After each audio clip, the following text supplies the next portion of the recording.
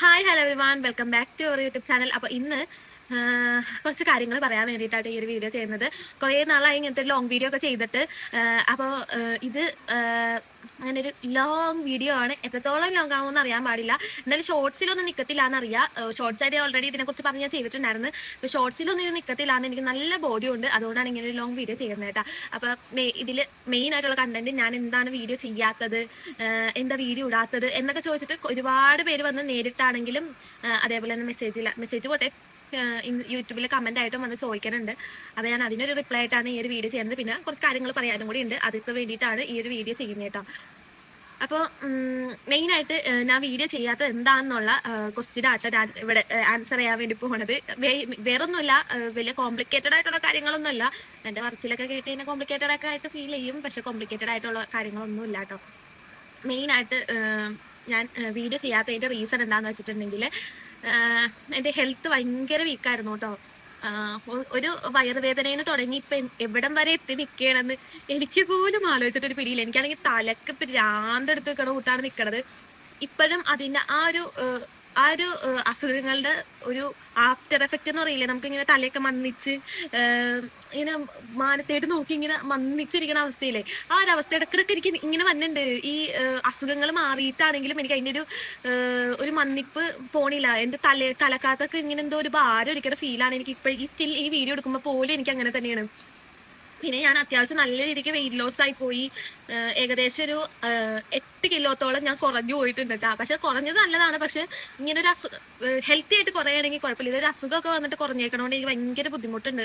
Wait കുറഞ്ഞേക്കണയിൽ ഭയങ്കര ബുദ്ധിമുട്ട് എനിക്ക് ഫീൽ ചെയ്യുന്നുണ്ട് കേട്ടോ.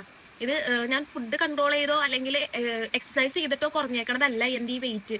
ഇത് ഭയങ്കരമായിട്ട് എനിക്ക് എൻ്റെ ഹെൽത്ത് ഇഷ്യൂ കൊണ്ടിട്ട് കുറഞ്ഞേക്കണതാണ്. അപ്പോൾ മെയിനായിട്ട് എനിക്ക് ആദ്യം ഇത് തുടങ്ങിയേക്കണത് ഒരു വയറുവേദനയെന്നാണ്. വയറുവേദന വന്നു. വയറുവേദന അത് ഇടക്കിടക്ക് വരലുണ്ട്. അത് വിട്ടേക്കാം. അത് കഴിഞ്ഞ് വയറുവേദനയൊക്കെ മാറി ഒന്ന് ഓക്കെ വന്നപ്പോഴത്തേക്കും ഒരു 2 ദിവസം കഴിഞ്ഞ് ഞാൻ ജസ്റ്റ് ഒന്ന് വേസ്റ്റ് കളയാൻ വേണ്ടി പുറത്തിട്ട് ഇറങ്ങിയപ്പോഴത്തേക്കും എനിക്ക് കണ്ടകശേനി കൊണ്ടേ പോകുമെന്ന് പറയണ പോലെ തന്നെ ഞാൻ ചുമ്മാ വേസ്റ്റ് കളയാൻ വേണ്ടി വീടിന്റെ പുറകുവശത്തേക്ക് ഇറങ്ങിയതാണ്. ആ സൈഡിലേക്ക് അവിടേക്ക് ഇറങ്ങിയതാണ്. ഇറങ്ങി ഒന്ന് വേസ്റ്റ് കളഞ്ഞ് തിരിഞ്ഞ് നടന്നു വന്നപ്പോഴത്തേക്കും കാലില് ഇത്രയും നീളമുള്ള ഒരു കുപ്പിച്ചില് കുത്തി ചെരുപ്പ് ചെരുപ്പിട്ടിട്ടുണ്ട്. ആലോചിക്കണം. അതാ പറഞ്ഞത് കണ്ടകശേനി കൊണ്ടേ പോവുള്ളൂന്ന്. പട്ടിയുടെ സൗണ്ട് ഉണ്ട്, നോയ്സ് ശ്രദ്ധിക്കേണ്ട, മഴ പെയ്യുന്നുണ്ട്, അതിന്റെ സൗണ്ട് ഉണ്ടാകും, TV വെച്ചിട്ടുണ്ട് അതിന്റെ സൗണ്ട് ഉണ്ടാകും, എല്ലാത്തിനും സൗണ്ട് ഉണ്ടാകും. അപ്പൊ ഇത്രയും നീളമുള്ള ഒരു കുപ്പിച്ചില് എന്റെ ചെരുപ്പിട്ടിട്ടുണ്ട്. ചെരുപ്പും തുളച്ച് എന്റെ കാലിൽ കുത്തി നിന്ന്, എന്നിട്ട് ഞാൻ കാലെടുത്ത് ഇങ്ങനെ പിടിച്ചിട്ട് അത് വലിച്ചൂരി. അപ്പൊ എന്തോരം അത് കുത്തി കയറി നിന്നിട്ടാണ് ഞാൻ തിരിച്ച് വലിച്ചൂരിയെന്ന് വെച്ചിട്ട്. എന്നിട്ട് അവിടെ നിന്ന് ഞാൻ നടന്ന് പെരക്കാത്ത് കയറിയിട്ട് പെരക്കാത്ത് ഫുള്ള് ബ്ലഡ്. വീഡിയോ ഉണ്ടോന്ന് എനിക്ക് അറിയാൻ പാടില്ല. വീഡിയോ ഉണ്ടെങ്കിൽ ഞാൻ സൈഡിലോട്ടെങ്കിലും കൊടുക്കാം. വീഡിയോ ഫുള്ള് ബ്ലഡ് ആയിട്ട് അതങ്ങനെ അന്നത്തെ ദിവസം ഞാൻ കാണിച്ചില്ല. അപ്പൊ ഞാൻ പാർട്ട് ടൈം ആയിട്ട് ജോലിക്ക് പോകുന്നുണ്ട്. അപ്പൊ ഞാൻ എന്ത് ചെയ്ത് ജസ്റ്റ് ഒരു തുണി കീറി കാലേ കെട്ടി അങ്ങനെ ഞാൻ ജോലിക്ക് പോയി. അവിടെ ചെന്ന് എനിക്ക് നടക്കാനേ പറ്റണില്ല. പിന്നെ എനിക്ക് സ്നേഹനിധിയായ ജോലി സ്ഥലത്തിന്റെ ഫ്രണ്ട്സ് ഒക്കെ ഉള്ളതുകൊണ്ട് അവരധികം ജോലിയൊന്നും ചെയ്യിപ്പിച്ചില്ല. പക്ഷെ അന്ന് നടന്നതിന്റെ നല്ല വേദന. കാരണം ഞാൻ കുപ്പിച്ചില് കൊണ്ട കാലിൽ വെയിറ്റ് കൊടുക്കാതെ മറ്റേ കാലിൽ വെയിറ്റ് കൊടുത്ത് നടന്ന്. അപ്പൊ കുപ്പിച്ചില് കൊണ്ട കാലിനല്ല എനിക്ക് വേദന, അപ്പത്തെ കാലിനായിരുന്നു എനിക്ക് വേദന. കാരണം അപ്പത്തെ കാലിന് വെയിറ്റ് കൊടുത്ത് നടന്നതുകൊണ്ട് ആ കാലിന് നീരായി. പിറ്റേ ദിവസം എനിക്ക് 2 കാലും അനക്കാൻ പറ്റണല്ലോ. ഒന്ന് കുപ്പിച്ചില് കൊണ്ടതിന്റെ ഒരു കാലിന്റെ വേദന, ഒന്ന് വെയിറ്റ് കൊടുത്ത് നടന്നതിന്റെ വേദന. അങ്ങനെ 2 കാലും എനിക്ക് അനക്കാൻ പറ്റണല്ല. നേരെ ഹോസ്പിറ്റലിൽ പോയിട്ട് ഹോസ്പിറ്റലിൽ പോയി അങ്ങനെ സ്റ്റിച്ച് ഒന്നും വേണ്ട, ക്ലീൻ ചെയ്ത് വേറെ സ്കാനിങ്ങും കാര്യങ്ങളൊന്നും വേണ്ട. കുപ്പിച്ചില് ഞാൻ തിരിച്ചു വരില്ലോ, അതുകൊണ്ട് കുപ്പിച്ചിലൊന്നും അതിന്റെ ഉള്ളിലേക്കുള്ളതെന്ന് എനിക്ക് 100% ഉറപ്പായിരുന്നു. അപ്പൊ ഇങ്ങനെ കുപ്പിച്ചില് കൊണ്ട ഭാഗം നല്ലപോലെ ക്ലീൻ ചെയ്ത് അവര് ഡ്രസ് ചെയ്ത് തന്നോട്ട് പെയിനുള്ള മെഡിസിൻ തന്ന് അങ്ങനെ 2-3 ദിവസം പോയി കഴിഞ്ഞ് ഒരു ശനിയാഴ്ച സാറ്റർഡേ ഞാൻ ജോലി സ്ഥലത്ത് നിന്നപ്പോഴത്തേക്കും രാവിലെ ഒന്നും ഒരു കുഴപ്പമില്ലാത്ത ഞാൻ അവിടെ എൻ്റെ കൂടെ വർക്ക് ചെയ്തിരുന്ന ഒരാൾക്ക് പനി ഉണ്ടായിരുന്നു. അത് വളരെ നോർമൽ ആയിട്ടുള്ള പനി. നമ്മപ്പോ വിചാരിക്കണില്ലല്ലോ ഇതെനിക്ക് പകരും. എനിക്കാണെങ്കിൽ ചെറുതിലേ തൊട്ട് അതെ എന്താ അരികത്തേക്കൂടി പോയാലും പെട്ടെന്ന് എനിക്ക് കയറി പിടിക്കുന്ന ടൈപ്പാണ് ഞാൻ. അങ്ങനെ എനിക്ക് ഈ പനി അങ്ങോട്ട് പിടിച്ച്. ഞങ്ങൾക്ക് രാവിലെ 10 മണിക്ക് ചായ തരും. ചായ ഞാൻ കുടിച്ചു. അവളിങ്ങനെ മേളിൽ നിന്ന് ഇറങ്ങി വന്നു. അവള് എന്റെ ചായ മേടിച്ച് കുടിച്ചു. വീണ്ടും ഞാൻ കുടിച്ചു.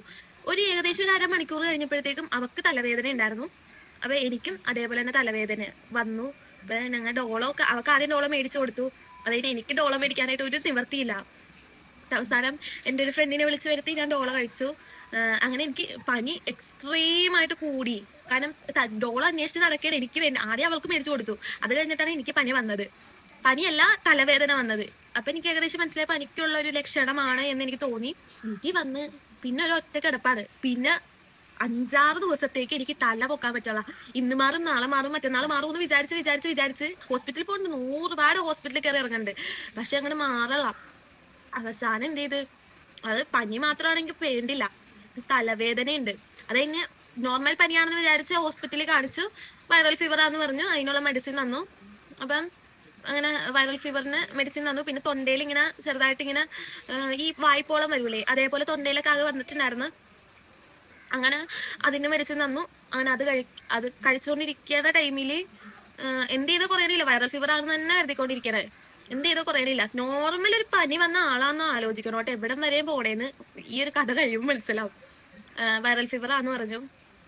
അത് കഴിഞ്ഞിട്ട് ഞാൻ പറഞ്ഞു ഇല്ല, ഞാൻ നോക്കിയിട്ട് ആ മരുന്ന് കഴിച്ചിട്ട് മാറണം. പിന്നെ തൊണ്ടയിൽ കൊള്ളാനായിട്ട് ഒരു മരുന്ന് തന്നു കേട്ടോ. ബ്ലഡ് ടെസ്റ്റ് ഒക്കെ ചെയ്യണുണ്ട് അതിന്റെ ഇടയിൽ കൂടി. പക്ഷെ ബ്ലഡ് ടെസ്റ്റിലൊന്നും ഒരു കുഴപ്പമില്ല, വൈറൽ ഫീവർ ആണെന്ന് തന്നെ പറഞ്ഞത്. അപ്പൊ വൈറൽ ഫീവർ ആയതുകൊണ്ട് തന്നെ നമ്മൾ ശരിക്കും കെയർ ചെയ്യണം, മറ്റുള്ളവർക്ക് പകരാണ്ടൊക്കെ നോക്കണമല്ലോ. ഞാൻ മെഡിസിൻ കഴിച്ചു. തൊണ്ടയിൽ കൊള്ളാനൊരു മരുന്ന് തന്നു. തൊണ്ടയിൽ കൊള്ളാൻ ഭയങ്കര ഇറിറ്റേഷൻ ആയിരുന്നു മരുന്ന്. അവര് തന്ന മരുന്ന് തൊണ്ടയിൽ കൊണ്ടിട്ട് ഭയങ്കര ഇറിറ്റേഷൻ ആയിരുന്നു. എന്ത് ചെയ്താൽ നമുക്ക് അവിടെ ആ ഇറിറ്റേഷൻ അങ്ങോട്ട് പോകണില്ല. ഫുഡ് അങ്ങോട്ട് കഴിക്കാൻ പറ്റണില്ല. വൊമിറ്റിംഗ് ടെൻഡൻസി, പിന്നെ പനി, കൂടാതെ തലവേദന ഒന്നും ഇപ്പോഴും പോയിട്ടില്ല. തലവേദന അങ്ങനെ തന്നെ ഉണ്ട്. അപ്പൊ വൊമിറ്റിംഗ് ടെൻഡൻസി ഇതെല്ലാം ഉണ്ട്. പനി മാറാണ്ടായപ്പോഴത്തേക്കും നേരെ മെഡിക്കൽ കോളേജിൽ പോയി. അവിടെ ചെന്ന് ഞാനിങ്ങനെ ഗവൺമെന്റ് ഹോസ്പിറ്റലിലാണ് പോയത്. അവിടെ പോയി അവിടുത്തെ കാര്യങ്ങളൊക്കെ പറഞ്ഞു, അവിടുത്തെ മരുന്ന് തന്നതൊക്കെ കാണിച്ചു. അപ്പൊ ഇങ്ങനെ എനിക്ക് വേറൊരു പ്രശ്നം കൂടി ഉണ്ടായിരുന്നു. 2 കൈയുടെ ഉൾഭാഗവും 2 കാലിന്റെ ഉൾഭാഗവും അല്ല, കാലിന്റെ ഉള്ളുണ്ട് മേൽഭാഗവും ഉണ്ട്. മുട്ടും മേലൊക്കെ ആകെ ചൊറിയനാണ്. ചൊറിയെന്നൊക്കെ പറഞ്ഞിട്ടുണ്ട്. സഹിക്കാൻ പറ്റാത്ത ചൊറിയാണ്. എന്റെ കൈയും കാലൊക്കെ ചൊറിഞ്ഞു എനിക്ക് കത്തിക്ക് മീൻ വരയണ കൂട്ട് കത്തി വെച്ച് വരയാനാണ് എനിക്ക് ഫീൽ ചെയ്തിട്ടുണ്ടായിരുന്നത്. എങ്ങനെങ്കിലും വരഞ്ഞ് ഇവിടെ പൊട്ടിച്ച് വെച്ച് എനിക്ക് അടിക്കൂല എന്നുള്ള മൈൻഡായി പോയി. മെഡിക്കൽ കോളേജിൽ ചെന്നിട്ട് ഈ ഒരു കാര്യങ്ങളൊക്കെ പറഞ്ഞപ്പോൾ ഏകദേശം കുറച്ച് ആൾക്കാരോട്, വീടിനടുത്തുള്ള ആൾക്കാരോടൊക്കെ പറഞ്ഞപ്പോൾ അവര് ഡെങ്കി ആയിരിക്കും, ടെസ്റ്റ് ചെയ്ത് നോക്കാൻ പറഞ്ഞിട്ടുണ്ടായിരുന്നു. സംഭവം അങ്ങനെ ടെസ്റ്റ് ചെയ്ത് നോക്കിയപ്പോഴത്തേക്കാണ് അറിയണത്. ഒരാഴ്ചയായിട്ടാണ് പനിയും വെച്ചുകൊണ്ട് കിടക്കണത്. ഒരാഴ്ചക്ക് ശേഷമാണ് ഞാനിത് അറിയണത്. അങ്ങനെ ഡെങ്കിക്ക് ടെസ്റ്റ് ചെയ്തപ്പോഴത്തേക്കും ഡെങ്കി ആണെന്ന് മനസ്സിലായത്. എനിക്ക് ഡെങ്കി ആയിരുന്നു. സെൻസസ് എടുക്കാൻ വേണ്ടി ആൾക്കാർ വന്നിട്ട് ആ ഒരു മൈൻഡിലേക്ക് അങ്ങോട്ട് പോയി. അപ്പൊ സെൻസസ് എടുക്കാൻ ആൾക്കാർ ഇപ്പം അങ്ങോട്ട് പോയുള്ളൂ. നിങ്ങളുടെ വീട്ടിലൊക്കെ സെൻസസ് എടുക്കാൻ ആൾക്കാർ വന്ന് അങ്ങനെ കമന്റ് ചെയ്യാട്ടാം. അപ്പൊ അത് 1-ാം തീയതി സെൻസസ് എടുക്കാൻ വേണ്ടി തുടങ്ങി. അപ്പൊ പറഞ്ഞു വന്നത് എന്റെ 2 കൈയും, അതേ 2 കൈയുടെ ഉൾഭാഗവും പുറം ഭാഗവും വിരലിന്റെ തുമ്പും ഈ നഖത്തിന്റെ സൈഡും അസ്വാഭാവികമായ ചൊറിച്ചിൽ. നോർമൽ ചൊറിച്ചിലല്ല, ഞാൻ പറഞ്ഞില്ല, നേരത്തെ പറഞ്ഞോട്ട് തന്നെ കത്തിക്ക് പിടിച്ച് വരയാണ് തോന്നിയത്. അമ്മാതിരി ചൊറിച്ചിലായിരുന്നു. അപ്പൊ 2 കാലും ഇതേപോലെ തന്നെ ചൊറിച്ചിലുണ്ടായിരുന്നു. 2 കാലും, അതും ഈ നഖത്തിന്റെ സൈഡ് ഭാഗമൊക്കെ നമുക്ക് ചൊറിയാൻ ഇച്ചിരി ബുദ്ധിമുട്ടായിരിക്കും. അങ്ങനത്തെ ഏരിയകളിൽ ഇച്ചിരി കൂടുതൽ ചൊറിച്ചിലുണ്ടായിരുന്നു. അങ്ങനെ എനിക്ക് സഹിക്കാൻ പറ്റും. ഞാൻ ചൂടുവെള്ളത്തിൽ കുറച്ച് നേരം ഉപ്പിട്ടൊക്കെ വെക്കുമ്പോഴാണ് ആ ചൊറിച്ചിലൊക്കെ ഒന്ന് കുറഞ്ഞു കിട്ടാം. അങ്ങനെ നേരെ കൈയും കാലൊക്കെ ചൊറിഞ്ഞ് നേരെ ശനിയാഴ്ച ആയിരുന്നു ചൊറിഞ്ഞു തുടങ്ങിയിട്ട്. എന്ന് വെച്ചാൽ 1 ആഴ്ചക്ക് ശേഷം, എന്നുവെച്ചാൽ അടുത്ത ശനിയാഴ്ച, കഴിഞ്ഞ ശനിയാഴ്ച കൈയും കാലും നല്ല രീതിക്ക് ചൊറിയാൻ തുടങ്ങി. ശനിയാഴ്ച ഹോസ്പിറ്റലിൽ പോകാൻ പറ്റിയില്ല, ഞായറാഴ്ച പോകാൻ പറ്റിയില്ല, തിങ്കളാഴ്ചയാണ് പോകുന്നത്. അന്ന് ബ്ലഡ് ടെസ്റ്റ് ചെയ്തപ്പോഴാണ് ഡെങ്കി ആണെന്ന് അറിഞ്ഞിട്ടുണ്ടായിരുന്നത്. ബ്ലഡ് എടുക്കണം തന്നെ എന്നെ സംബന്ധിച്ച് ഭയങ്കര ട്രോമയാണ്. എനിക്ക് നമ്മൾ ചെറിയൊരു ഇഞ്ചക്ഷൻ വെക്കണതേ ഭയങ്കര ട്രോമയാണ്. അപ്പൊ ബ്ലഡ് എടുക്കുന്ന കാര്യം ഇതിപ്പോ കുറച്ച് നേരം ഇങ്ങനെ പിടിക്കേണ്ട പ്രോസസ് ആണല്ലോ. കയ്യിൽ നിന്ന് ഇങ്ങനെ വലിച്ചെടുക്കുമ്പോഴത്തേക്ക് കുറച്ച് ടൈം ഉണ്ടല്ലോ. ഈ മരുന്ന് കുത്തിവെക്കാന്നുള്ളത് പെട്ടെന്ന് ഒരു ഇച്ചിരിയൊക്കെ ഉണ്ടാവുള്ളൂ. ഒരു ഇച്ചിരി ആ സിറിഞ്ചിന്റെ തുമ്പത്തൊരു ഇത്തിരിയൊക്കെ ഉണ്ടാവുള്ളൂ. ബ്ലഡ് അവർ ഫുള്ളായിട്ട് വലിച്ചെടുക്കും.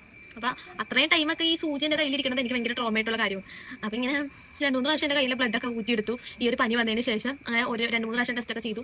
അങ്ങനെ ഡെങ്കി ആയിട്ട് ഇപ്പൊ ഒരു വയറുവേദനയിൽ തുടങ്ങി വണ്ടി.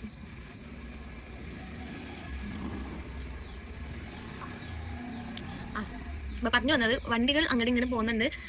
ഒന്നാമത് വൈകുന്നേരം ടൈം ആയതുകൊണ്ട് ജോലി സ്ഥലത്ത് ജോലി കഴിഞ്ഞ ആൾക്കാർ വന്ന ടൈം ആയതുകൊണ്ട് വണ്ടികളൊക്കെ അങ്ങോട്ട് ഇങ്ങോട്ടൊക്കെ ഒരുപാട് പോകുന്നു. അപ്പോൾ പറഞ്ഞു വന്നത് എന്താണെന്ന് വെച്ചിട്ടുണ്ടെങ്കിൽ, നമ്മുടെ കയ്യിൽ നിന്ന് ബ്ലഡൊക്കെ ഊറ്റിയെടുത്തു. അപ്പോൾ ഒരു വയറുവേദനയിൽ നിന്ന് സ്റ്റാർട്ട് ചെയ്തതാണ്. ഇപ്പൊ വയറുവേദനയിൽ നിന്ന് വന്ന് ഇവിടം വരെ എത്തി, ഡെങ്കി വരെ എത്തി. വൈറൽ ഫീവർ ആണെന്ന് വിചാരിച്ചു. ഏകദേശം ഒരു 2 ആഴ്ച, കറക്റ്റ് 2 ആഴ്ചത്തോളം എന്റെ അവസ്ഥ ഭയങ്കര ദയനീയമായ അവസ്ഥയായിരുന്നു. അമ്മാതിരി അവസ്ഥയായിരുന്നു. അപ്പോൾ ഇതൊക്കെ കൊണ്ടിട്ടാണ് ഞാൻ മെയിനായിട്ട് വീഡിയോ ഇടാനത്. iPhone 17 ഒക്കെ എടുത്തപ്പോൾ ഞാൻ പറഞ്ഞതുപോലെ തന്നെ മൈജിന്ന് ഇറങ്ങുന്നതിന് മുന്നേ ഞാൻ വിചാരിച്ചു ഇനി വീഡിയോ കിട്ടും മല മറിച്ച് എന്ന് വിചാരിച്ച്. പക്ഷേ ഞാൻ വിചാരിക്കണ കൂട്ടേ അല്ല എൻ്റെ ലൈഫിൽ കാര്യങ്ങളൊക്കെ പോണത്. പല രീതിക്കാണ് വരുന്നത്. ഞാൻ ഉദ്ദേശിക്കുന്നത് വേറെ, കിട്ടുന്നത് വേറെ, അങ്ങനെയൊക്കെയാണ്. അപ്പോൾ വെളിച്ചമൊക്കെ പോയി തുടങ്ങി. വൈകുന്നേരം ആയതുകൊണ്ടാണ് വെളിച്ചമൊക്കെ പോയി തുടങ്ങിയത്. അപ്പോൾ ഇനി അധികം വൈകാതെ ജോലിക്കൊക്കെ പോയി തുടങ്ങണം. ജോലിക്ക് പോകണം. അപ്പം ഓരോന്നൊക്കെ വെട്ടിപ്പിടിച്ച് വന്ന കൂട്ട് തന്നെ ഞാൻ ഇതിന് മുന്നേ എന്ന് വെച്ച് കഴിഞ്ഞാൽ പനിക്ക് മുന്നേ എടുത്ത് വെച്ചേച്ച, പനി വന്നതിന് മുന്നേ എടുത്ത് വെച്ചേച്ച വീഡിയോസാണ് ഞാനിപ്പോൾ കുറച്ച് ദിവസങ്ങളായിട്ട് അപ്ലോഡ് ചെയ്തുകൊണ്ടിരിക്കുന്നത്. അപ്പം ഇനി അത് കണ്ടിന്യൂസ് എടുത്ത് നന്നായിട്ടൊക്കെ വീഡിയോ ഇടണം. അപ്പോൾ ഇതൊക്കെ കൊണ്ടിട്ടാണ് ഞാൻ വീഡിയോ ചെയ്യാനത്. പിന്നെ കുറേ പേര് കല്യാണത്തിനൊക്കെ പോയപ്പോൾ വന്ന വീഡിയോ കാണാറുണ്ട്. വീഡിയോ നല്ല രസമുണ്ട്, ഞാൻ കാണാറുണ്ട്. ചിലവർ ജെനുവിനായിട്ട് പറയും, ചിലവർ എന്നെ ഫോളോ ആക്കിയിട്ടോ സബ്സ്ക്രൈബ് ചെയ്തിട്ടോ ലൈക്ക് ചെയ്തിട്ടോ ജന്മത്ത് ചെയ്യാത്തവരായിരിക്കും ഈ വന്ന് പറയണത്. അതെനിക്ക് നല്ല ബോധ്യമുണ്ട്. എന്നെ സബ്സ്ക്രൈബ് ചെയ്യുന്നവരും എന്നെ ഇൻസ്റ്റയിൽ ഫോളോ ചെയ്യുന്നവരുടെയും കാര്യങ്ങൾ എനിക്ക് അത്യാവശ്യം എനിക്ക് എല്ലാ വീഡിയോസിലും എൻ്റെ ലൈക്കിൽ ഞാൻ ഭയങ്കര ബോധവാണ്, എൻ്റെ സ്റ്റോറി വ്യൂസിൽ ഞാൻ ഭയങ്കര ബോധവാണ്, എൻ്റെ ഫോളോവേഴ്സിൽ ഞാൻ ഭയങ്കര ബോധവാണ്. അപ്പോൾ ആരൊക്കെ എന്തൊക്കെ ചെയ്തിട്ടുണ്ടെന്നും ചെയ്യാത്തവരെ കണ്ടാലും എനിക്ക് തിരിച്ചറിയാം. സബ്സ്ക്രൈബേഴ്സ് പിന്നെ പ്രത്യേകമായിട്ട് മനസ്സിലാവത്തില്ല, പക്ഷെ ഇപ്പം സബ്സ്ക്രൈബേഴ്സിന്റെ ഐഡിയും കാണിക്കുന്നുണ്ട്. അപ്പോൾ അതും നമുക്ക് മനസ്സിലാക്കാം. അപ്പോൾ കളിയാക്കി വന്ന് പറയണവരും അല്ലാണ്ട് ജെനുവിനായിട്ട് വന്ന് പറയണവരും എനിക്ക് നല്ല രീതിക്ക് മനസ്സിലാവും. അപ്പോൾ ഇങ്ങനെ കല്യാണത്തിനൊക്കെ വന്ന് പറയുമ്പോഴത്തേക്കും ഞാനിപ്പോൾ ചിരിച്ചൊക്കെ കൊടുക്കും. എന്നോട് വന്ന് ഇങ്ങനെ കളിയാക്കിയാണെങ്കിലും പറയുകയാണെങ്കിലും ഞാൻ ചിരിച്ചൊക്കെ കൊടുക്കും. പക്ഷേ എൻ്റെ ഉള്ളിൽ അങ്ങനെ ഒരു മൈൻഡ് കൂടി കിടപ്പുണ്ടെന്ന് മനസ്സിലാക്കിയിട്ട് വേണം ഈ സബ്സ്ക്രൈബ് ചെയ്യാത്തവരും ഫോളോ ആക്കാത്തവരും വന്നിട്ട് അയ്യോ വീഡിയോ കാണാറുണ്ട്, ലൈക്ക് ചെയ്യാറുണ്ട്, ചെയ്തില്ലെങ്കിലും കുഴപ്പമില്ല, കളിയാക്കാതിരിക്കുക. അതെനിക്ക് പറയാനുള്ളൂ. അപ്പോൾ ഇതും കൂടി പറയണമെന്ന് എനിക്ക് ഉണ്ടായിരുന്നു. അപ്പോൾ വലിയ ബാധിച്ച കാര്യങ്ങളൊന്നും ഈ വീഡിയോയിലില്ല. പിന്നെ വീഡിയോ ഇടാത്ത എന്താണെന്നുള്ളത് ഒന്ന് പറയാം, നിങ്ങളോട് പറയാം. എൻ്റെ കാര്യങ്ങളും എല്ലാം നിങ്ങളോട് കൂടി ഷെയർ ചെയ്യണമല്ലോ എന്ന് വിചാരിച്ചിട്ടാണ് ഇങ്ങനെ ഒരു വീഡിയോ ചെയ്യണത്. അപ്പോൾ എന്തായാലും ഈ ഒരു വീഡിയോ ഇഷ്ടപ്പെടാൻ ചാൻസ് കുറവാണ്. എന്തായാലും കൂടാൻ താല്പര്യമുള്ളവർ സബ്സ്ക്രൈബ് ചെയ്ത് കൂടിക്കുക. എനിക്ക് ബുദ്ധിമുട്ടൊന്നുമില്ല. അപ്പോൾ ഇച്ചിരി ലോങ് വീഡിയോ ആണ് സംസാരിച്ചിട്ടുണ്ട്. ഇച്ചിരി ലോങ് വീഡിയോ ആണ്. അപ്പോൾ എന്തായാലും സബ്സ്ക്രൈബ് ചെയ്യുക, ലൈക്ക് ചെയ്യുക, ഷെയർ ചെയ്യുക, കമന്റ് ചെയ്യുക. പുതിയ വീഡിയോസ് ഒക്കെ ഇടാം. എന്തെങ്കിലും സജഷനും കാര്യങ്ങളൊക്കെ ഉണ്ടെങ്കിൽ കമന്റ് ചെയ്തോ. എനിക്ക് കമന്റ് ഭയങ്കര കുറവാണ്. കമന്റ് ചെയ്താലാണ് എനിക്കൊരു ഉഷാറുള്ളൂ. അപ്പോൾ നിങ്ങൾ കമന്റ് ചെയ്യുക. അതേപോലെ സബ്സ്ക്രൈബ് ചെയ്യാൻ വേണ്ടി മാർക്ക് ചെയ്തിട്ടുള്ളൂ.